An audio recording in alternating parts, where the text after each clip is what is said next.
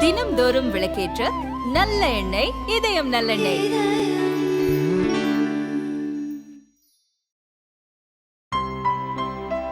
இனிமே கண்ணை மூடிட்டு கடலை எண்ணெய் வாங்கலாம். ஏன்னா மந்த்ரா கடலை எண்ணெய் இதயத்தின் தயாரிப்பு.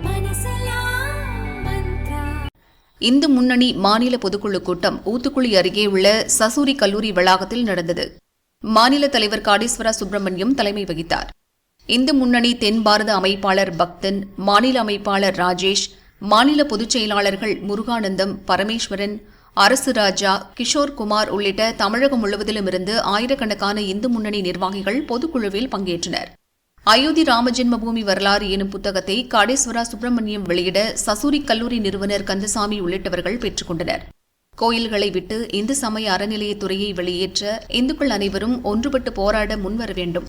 தமிழகத்தில் மீண்டும் தலைதூக்கும் பயங்கரவாதத்தை தடுக்க நடவடிக்கை எடுக்காமல் வேடிக்கை பார்க்கும் தமிழக அரசை கண்டிப்பது, நீதிமன்ற தீர்ப்புகளுக்கு அரசியல் சாயம் பூசி நீதித்துறையின் மாண்பை அவமதிக்கும் திமுகவுக்கு கண்டனம் தெரிவிப்பது, பழனி, திருச்செந்தூர் கோயில்களில் துவங்கி ஸ்ரீரங்கம் கோயில் வரை பக்தர்கள் மீது நடத்தப்பட்ட தாக்குதல் சம்பவங்களுக்கு கண்டனம் தெரிவிப்பது, தாக்குதலில் தொடர்புடைய இந்து அறநிலையத்துறை ஊழியர்கள், அதிகாரிகளை பணிநீக்கம் செய்ய வேண்டும் என்பது உட்பட பல தீர்மானங்கள் நிறைவேற்றப்பட்டன.